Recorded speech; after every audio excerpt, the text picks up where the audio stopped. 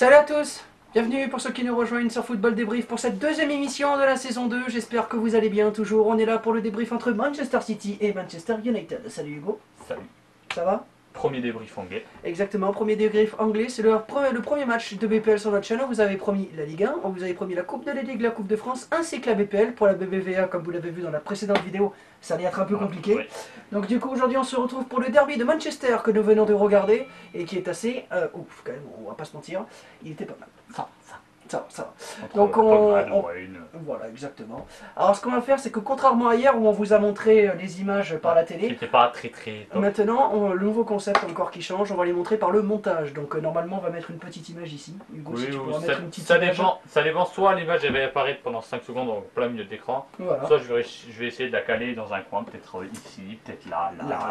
C'est la magie du montage. On verra. C'est la De magie toute façon, elle du sera montage. peut-être là. Exactement, ça sera peut-être sur ma gueule. Donc voilà, donc en attendant les amis, on espère que vous allez bien et on passe donc tout de suite à ce débrief entre Manchester United et Manchester City. La composition entre Manchester United et Manchester City, Hugo, je t'en prie, fais Manchester et United. L'entraîneur, c'est le portugais José Mourinho, Exactement. avec au gardien David De Gea. À droite, Valencia, Bailly Shaw pour le reste de la défense. Les deux milieux récupérateurs sont Paul Pogba et Marwan Fellaini. À droite, Jesse Lingard. À gauche, Mkhitaryan. En numéro 10, capitaine Wayne Rooney. Et en numéro 9, le buteur Zlatan Ibrahimovic. Côté Manchester City, c'est bien évidemment Guardiola qui est donc entraîneur, avec Bravo, l'ancien gardien de Barcelone, au côté à gauche de Kolarov, John Stones avec Otamendi dans la défense centrale, Bakary Sagna, auteur d'un très beau match, vous allez le voir dans notre débrief, côté droit, côté Manchester City, Fernandinho en 6 avec Kevin De Bruyne, David Silva en milieu offensif central relayeur, Nolito à gauche, Sterling à droite, et enfin Ian Chano, donc le joueur Iheanacho, le buteur donc du centre de formation anglais. Il n'y avait pas Agüero, je crois. Il n'y avait pas Agüero parce qu'il était suspendu pour ce match. Les statistiques, on les avait pas faites dans le précédent. On s'en excuse dans le précédent débrief, avec une possession de balle d'Hugo quand même assez grosse pour Manchester City. Ouais, donc on vous rappelle, on arrondit toujours parce qu'il y a écrit 39,39, mais on arrondit à 40%. Contre 60 pour la possession de Manchester City. Au niveau des duels gagnés, c'est plus côté Manchester. Voilà. Mais côté Manchester quoi, Hugo? Oh, je sais pas, Manchester United peut-être. Par hasard. 54%. Contre 45 avec des duels gagnés à rien, toujours côté United. Ouais, 61. Contre 39 avec des hors-jeux, mais côté personne. C'est assez équilibré avec 3 partout. Les corners, pareil, 4 partout. On passe aux prochaines statistiques avec 2 buts côté Manchester City. Désolé, voilà. C'est mal coupé. C'est pas grave, hein, ça se voit pas trop. Le nombre de tirs total, les totaux de tirs, je sais pas si ça se dit toto. Ouais, avec un total de 32.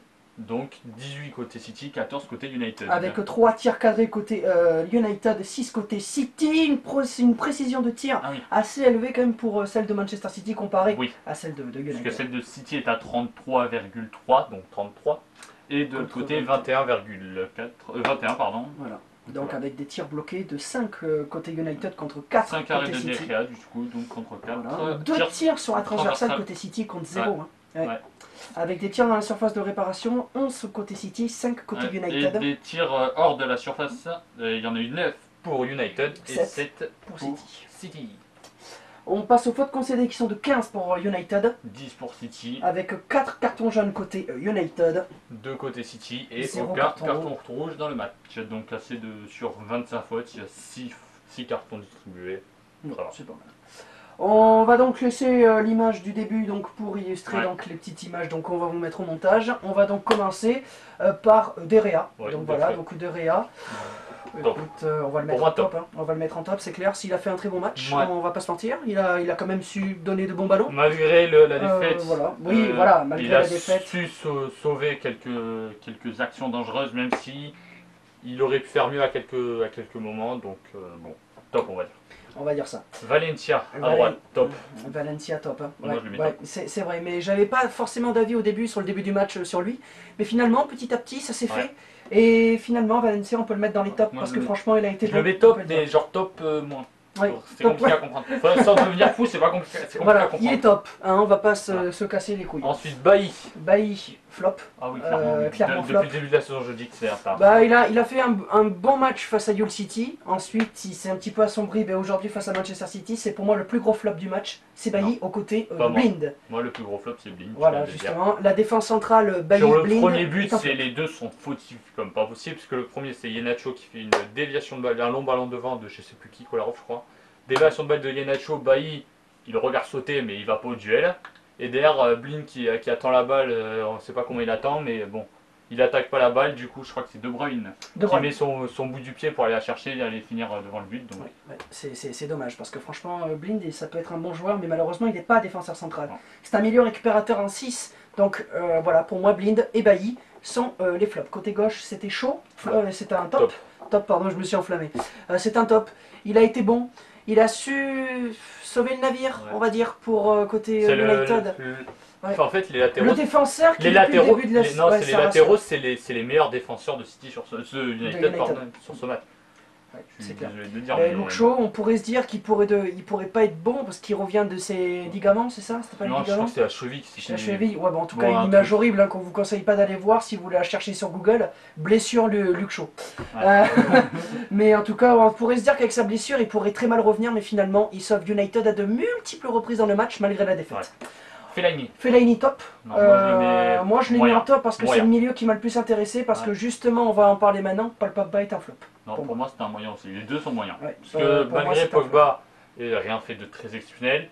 Il a fait 2-3 percées où il résistait à des mecs hyper physiques qui couraient derrière lui. Il arrivait à lancer quelques ballons, donc pour moi il est un moyen. Tout comme Fellaini qui a commis quelques fautes connes mais qui derrière a réussi à bien les récupérer. Donc pour moi les deux sont moyens.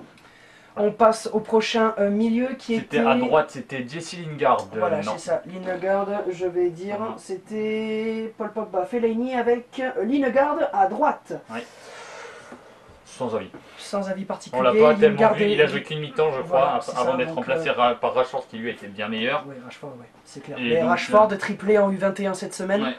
Bon mais voilà quoi, Rashford est incontestablement le 9 d'avenir de Manchester United ou tout simplement le 9 d'avenir de l'Europe. Ouais. On passe au prochain qui était Mkhitaryan sur le côté gauche. Mkhitaryan, pas d'avis particulier mais je le mets dans les tops. Non, moi, il a fait quand même pas mal de bonnes actions en première mi-temps. Il est sorti à la 45e. Quand on sait ce qu'il peut apporter, voilà, on peut mettre plus quoi. Donc. On peut mettre plus mais bon, pas d'avis particulier mais je lui mets quand même un petit top à Mkhitaryan car c'est un joueur qui se bat quand même. Rooney, pas d'avis particulier, moyen. Pour moi, c'est un flop sur ce match. Il était l'un des meilleurs attaquants. Ouais. Mais ça manque un peu de. Il y a un truc. Non, mais ça manque de punch. Je sais pas ce qu'il manque, mais il manque un truc. Il manque du punch. Je pense qu'il y a vraiment quelque chose qui ne va pas chez Manchester United, c'est la gestion des attaquants. Ouais. Il y a trop d'attaquants à Manchester United. Dites-nous d'ailleurs dans les commentaires ce que vous en pensez. Mais bien sûr, Rooney, tu peux pas. C'est le symbole du club, bien sûr. Il est sur le logo, ça revient même. Mais exactement. Non mais dites-nous d'ailleurs dans les commentaires, la gestion des attaquants au sein de Manchester United, ta gueule. La gestion au sein de Manchester United faut la trouver comment.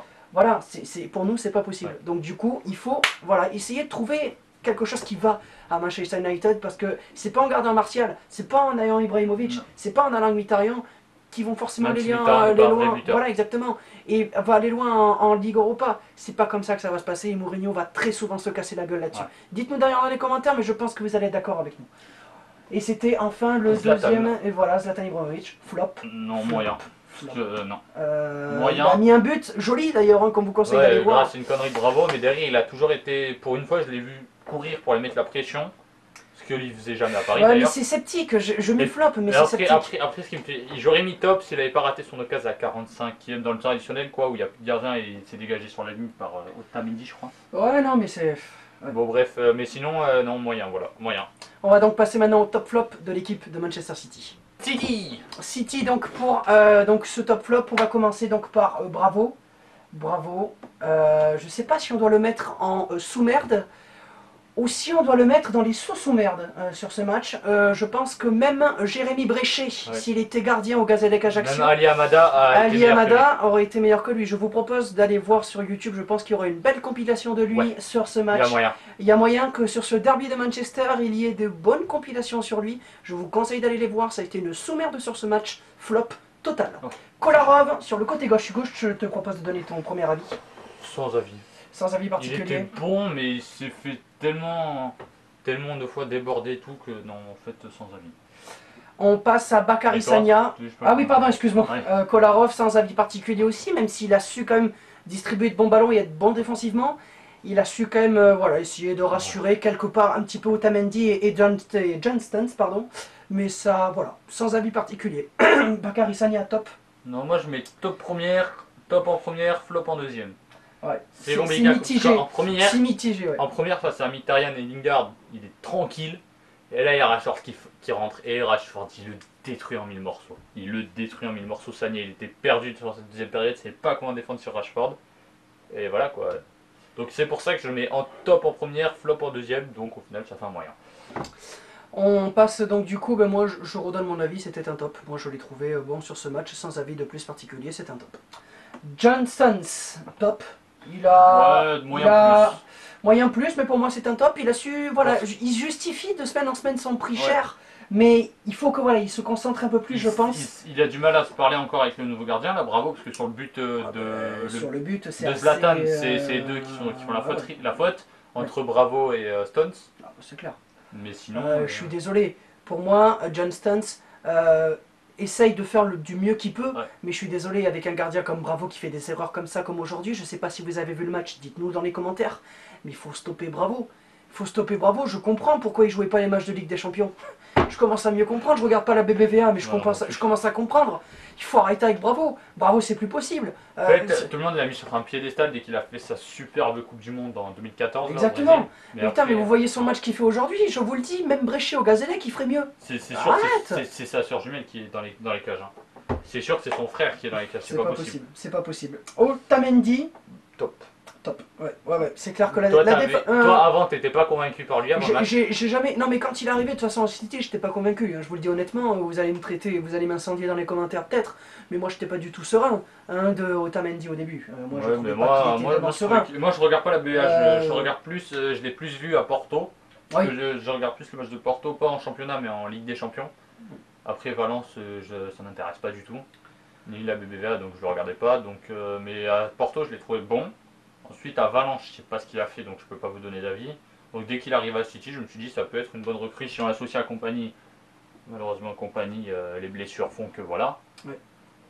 Voilà. Donc, mais sur ce match, c'est un top. Il y a vraiment, voilà, je pense que sur ce match, on peut le mettre en top. Il m'a beaucoup déçu, mais en ce moment, il est vraiment en train de me faire changer d'avis. Et tant mieux, justement, parce que c'est un excellent défenseur central argentin. Ouais. On passe. Je mets la compo. Ouais, je vais mettre la compo. On va passer. Fernandinho, je n'ai pas d'avis particulier à donner sur lui. Non, moi non plus. Je pense qu'on peut le mettre dans les. Invisible. Assez invisible. On peut le mettre dans les moyens, mais il a quand même su donner quand même de bons ballons. Ouais, et tant mieux. On passe à Kevin De Bruyne, top. Méga top. Ah, méga top. C'est clair. Pour moi, homme du match côté City, même tout simplement homme du match. Homme du match, ouais, côté des deux. Il a su donner des ballons et tout simplement marquer le but qui récupère sur Blind, absolument incroyable. Et même sur le deuxième but de Iheanacho, c'est lui qui frappe sur le poteau. Exactement, avant que Iheanacho le récupère. Ouais. Donc c'est. Oui, si vous voyez, regardez là-bas, c'est qu'il y a oui, c'est parce qu'il y a le match de ce club, Liverpool, qui est en train de se faire, et bien évidemment, vu que c'est son club préféré, ben, il tremble en même temps qu'on fait ce débrief. C'est pas concentré, c'est pas bien. Ah si, je suis concentré. Et je vous dis juste une petite parenthèse, on était en Transylvanie, comme dirait Bengouz, actuellement, parce qu'il y avait le match de Bordeaux qui a gagné 3-1 à Lyon, donc autant vous dire que moi j'étais dans une ambiance de fou, je n'en pouvais plus, Hugo aussi, parce qu'on est tous les deux abonnés à ce club depuis longtemps, donc autant vous dire que nous, quand on a vu ce match 3-1 face à Lyon, je peux vous dire qu'on était contents et on a bien mérité ce match. Bref, parenthèse faite, Kevin De Bruyne du coup, méga top. Ouais, méga top. Pour moi c'est tout simplement l'homme du match, côté United, côté City, bref. Homme du match, voilà. C'était David Silva, non, je le mets en flop. Ouais, il a vraiment pas été bon sur ce match. Déjà, je comprends pas Guardiola pourquoi il met capitaine. Parce que David Silva, oui, c'est vrai, en plus je trouvais ça bizarre. Certes, il est dans le club depuis longtemps, il a l'expérience, il a. Mais ça c'est clair, il est au club depuis longtemps. Il a pas la carrure pour emmener une équipe. Il n'a pas la carrure pour emmener une équipe. C'est vrai qu'on peut trouver ça surprenant, mais je pense que David Silva n'a pas la carrure pour être capitaine et mener une équipe. Dites-nous dans les commentaires. Moi, j'aurais bien en capitaine qui serait bon, à part Compagnie qui est absent et Agüero des fois, qui peut emmener l'équipe. Je verrais bien Kolarov sur le côté. En tant que deuxième ou troisième capitaine, Kolarov sur le côté, pour moi, peut faire un bon capitaine. On passe au prochain milieu. Je sais pas. Non, je crois que c'est l'attaquant maintenant. Attaquant, voilà. Et c'était Nolito. Nolito top.